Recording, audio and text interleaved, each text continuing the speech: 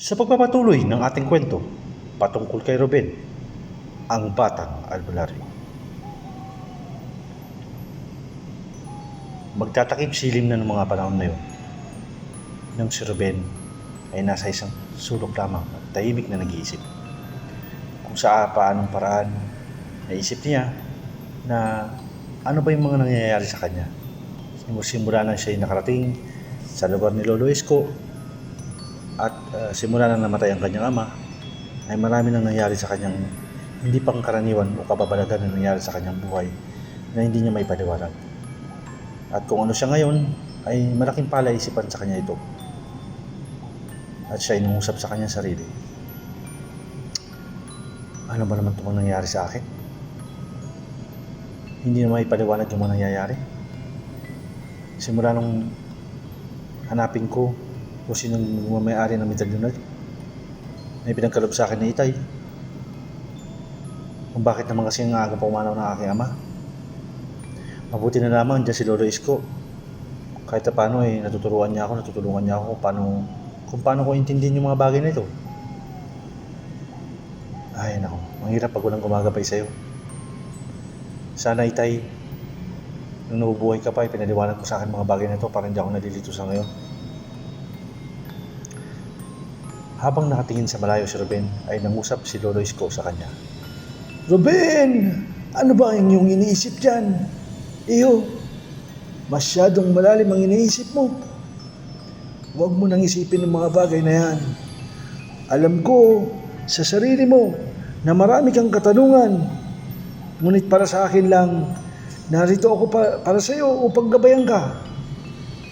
Alam mo naman na ang buhay natin patungkol sa espiritual ay hindi pangkaraniwan para sa mga normal na tao na katulad natin sa kanilang paningin. Naintindihan ko naman hulo. Kaya lang siyempre, naninibago lang ako sa mga nangyayari sa kapaligiran kung bakit may mga ganito.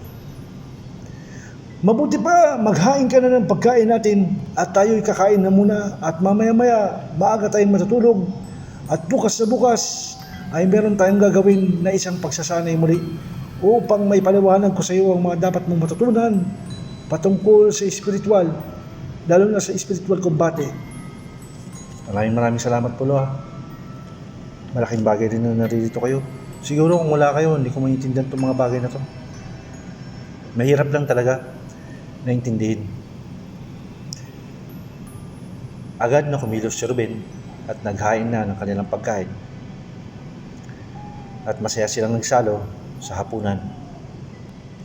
Tulad ng dati ay nagluto si Lolo Isko ng gulay na may sahog na isda. Sapagat yun lang naman ang gusto ng matanda. Mga simpleng pagkain lang sapagat sila ay naninirahan sa kabukiran. At hindi man nakagawian ni Ruben ang ganitong uri ng pamumuhay ay nakasanayan niya na rin. Paunti-unti ay nailap niya ang kanyang sarili kung sa paanong namumuhay si Lolo Isko ng simple. At masaya naman sila ang nagsasalo sa kanilang hapagkainan. At maya-maya lamang ay nangusap si Lolo Isko kay Ruben. Ruben, kamusta naman ang iyong pag-aaral sa espiritual? Nangusap na ba sa iyo ang iyong pangalawang gabay? Yung unang gabay pa lang pulong nangusap sa akin. Pero yung pangalawang gabay ay wala pa. Pero inaantay ko siya.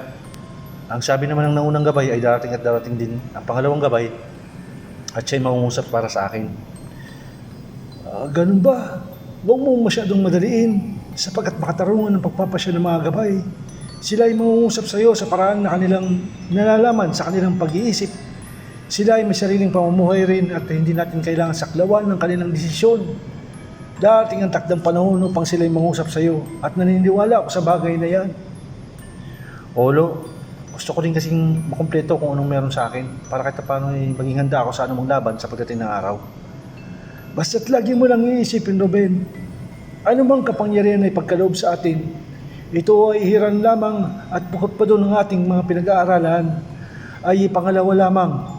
Una sa lahat ay ang ating dakilang lumikha na siyang makatarungan at na siyang mabuti sa pangkalahatan. Lagi mong iisipin yan. Opo, Lo, lagi nga ako nagdarasal At lagi ko namang iniisip na ang lahat ng bagay na pinag-aralan ko, lahat ng pinagkaloob niyo sa akin, ay pangalawa lamang ito. At kalinsunod dito ay ang unang-una ay ang ating Diyos na siyang mabuti sa pangkalahatan at siyang nagbibigay ng kaliwanagan sa aking pag-iisip, nagbigay ng misyon para sa akin. At alam ko naman na ginawa niya kayong instrumento para sa akin. Alam ko yun, Lo, kaya nagpapasalamat ako sa inyo.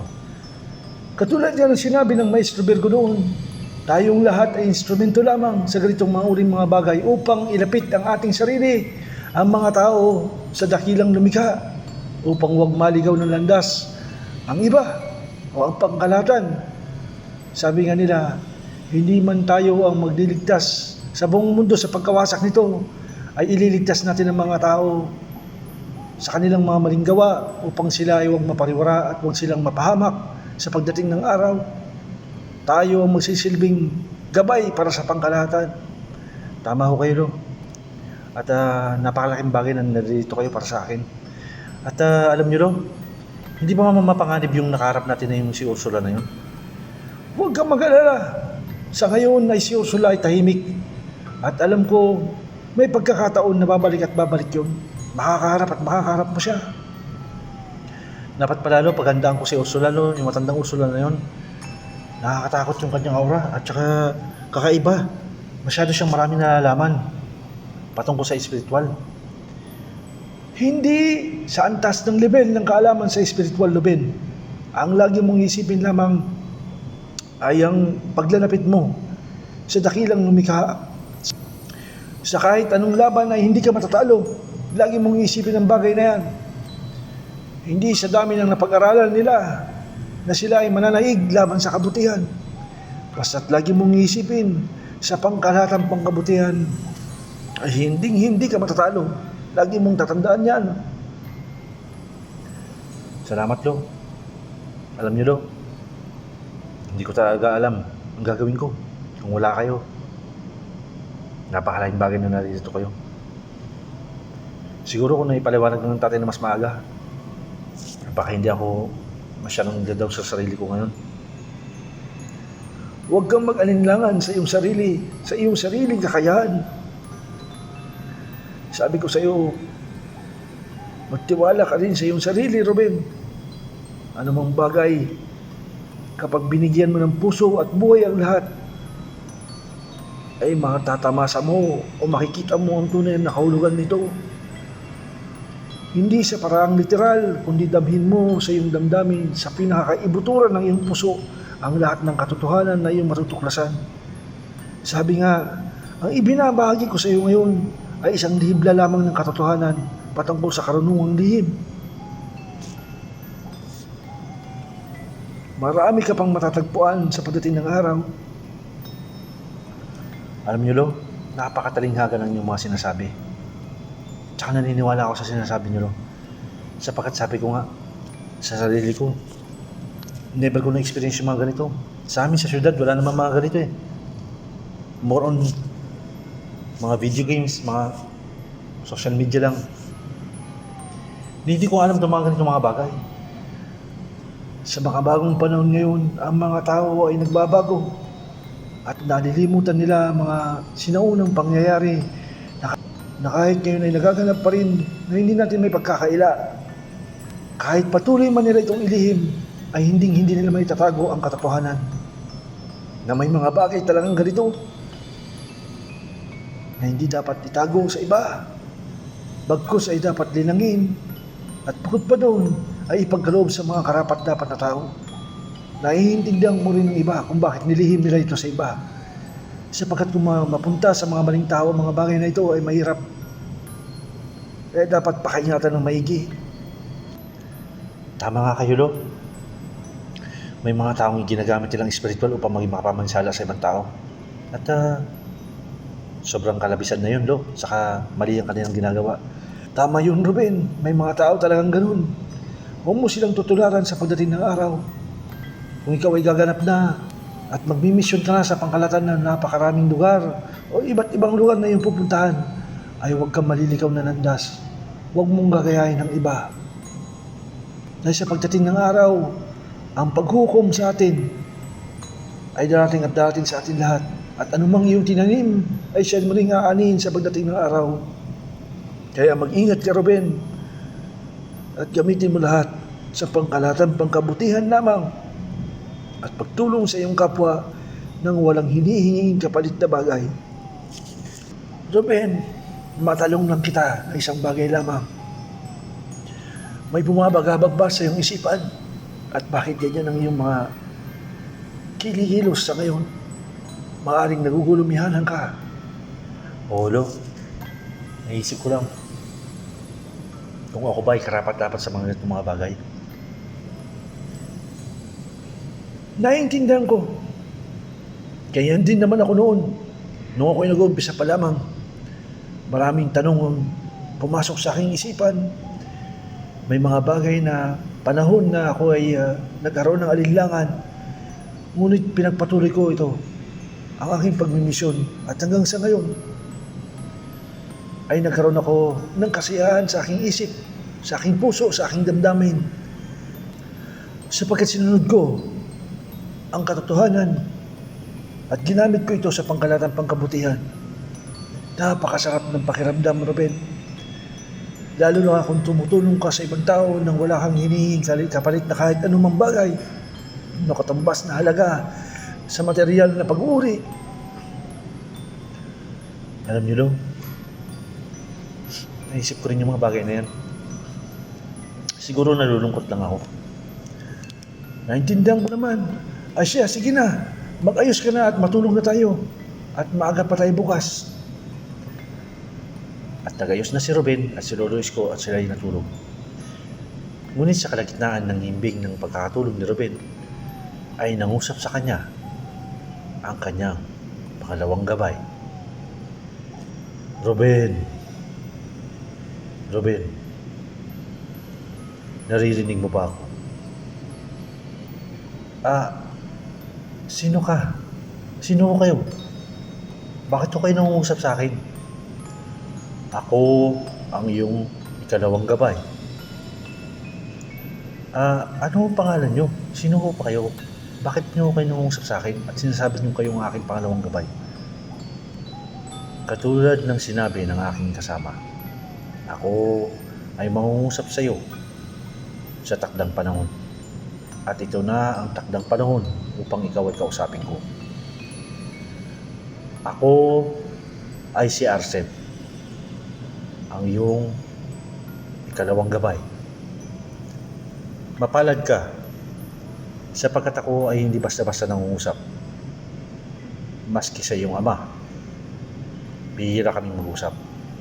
Ngunit sa iyo ay magpapakilala ako ngayon at upang maintindihan mo, tanggapin mo ang ipagkakaloob ko sa iyo. Ano po yan?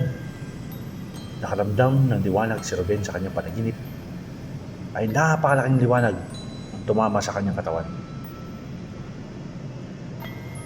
At nangusap si Ruben sa kanya, kakaiba po ang naramdaman ko. Ano pong klaseng init ang pinagkaloob sa akin? Talagang nakakilabot na liwanag. At napakalakas ng liwanag na to. Yan ay ako. At ang kapangyarihan na ipinagkaloob ko sa iyo ay ang kapangyarihan na meron ako. Tanggapin mo ang bagay na yan at magamit mo sa iyong pagmimisyon. Hanggang sa muli, Ruben. Huwag mong kalilimutan ang aking pangalan. Ako ay si Arsene.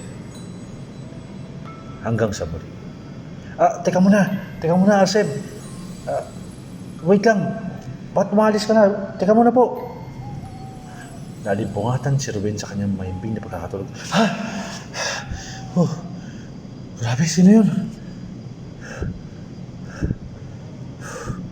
Ang gabay na si Arsene. At siya'y nangusap na sa akin. Salamat po, Panginoon. Diyos na makapangyarihan sa lahat. Napakalaking bagay po na mangusap na sa akin ang pangalawang gabay. Hindi ko pa in-expect itong bagay na ito. Ngunit papasalamat po ako sa inyo.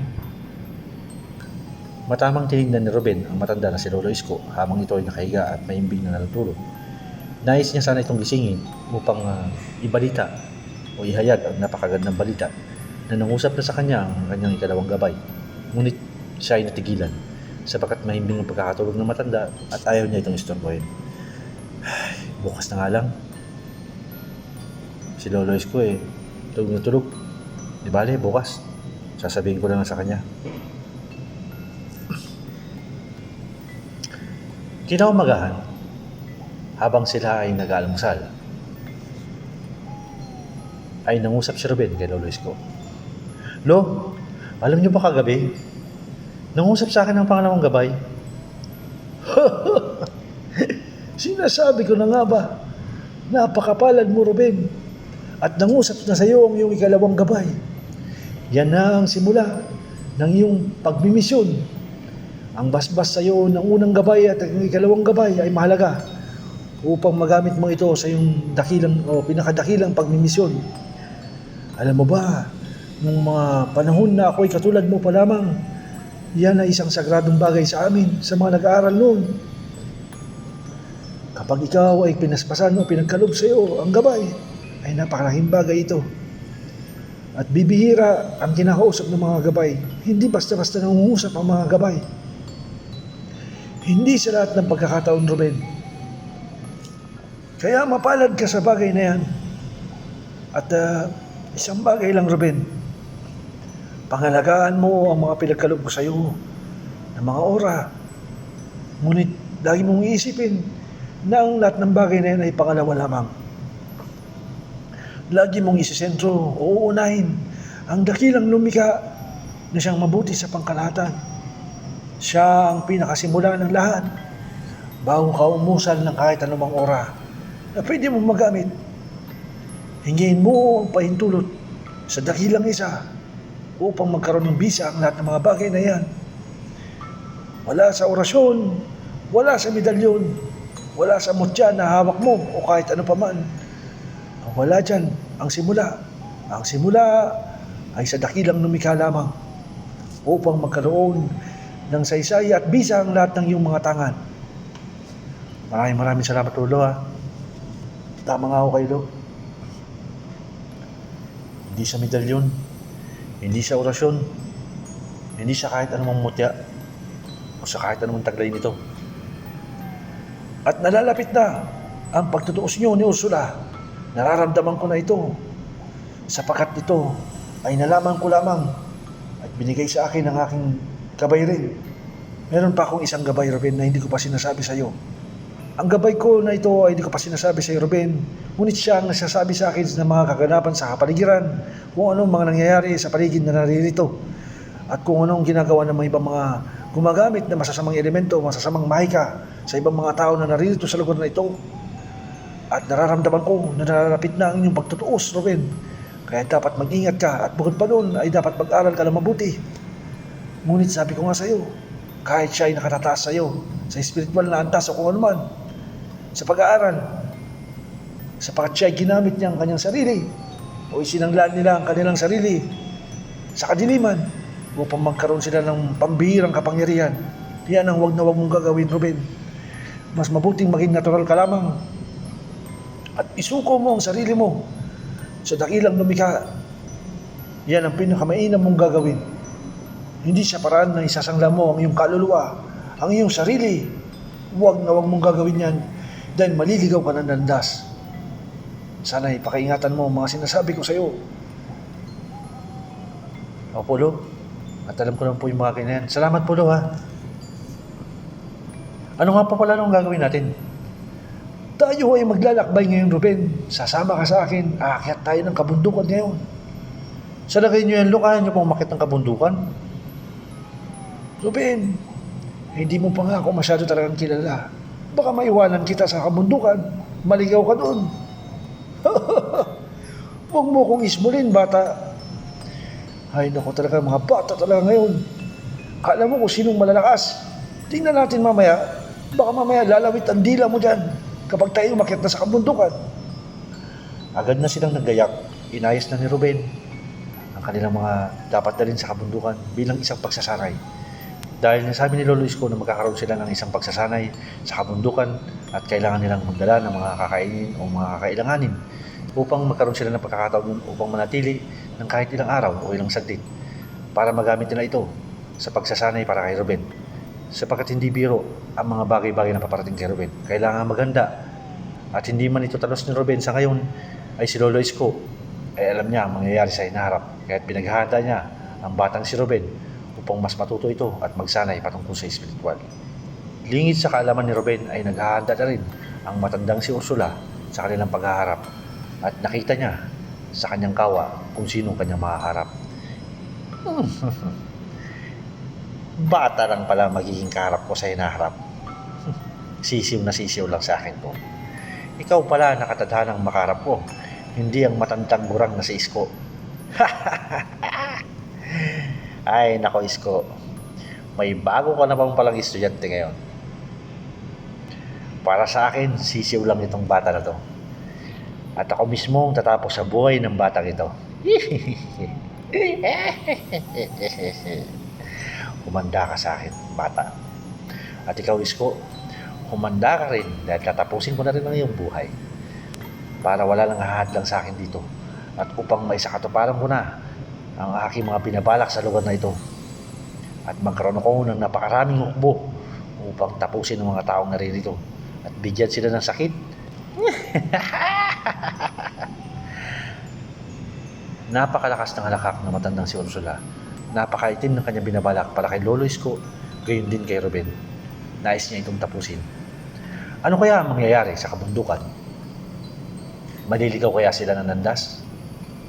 Ano kaya ang gagawin ni Ursula upang pabagsakin si Lolo Isko at si Ruben? Magtagumpay kaya siya?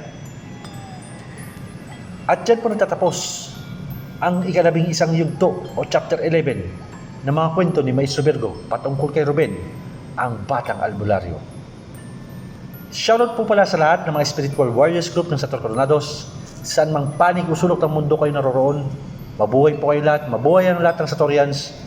At anumang bagay na ipinagkaloob sa inyo, lagi niyong iisipin na ito ay hiram lamang.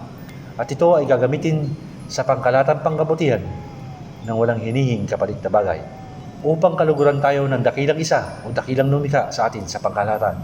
Maraming salamat po at God bless po sa inyo lahat hanggang sa muli.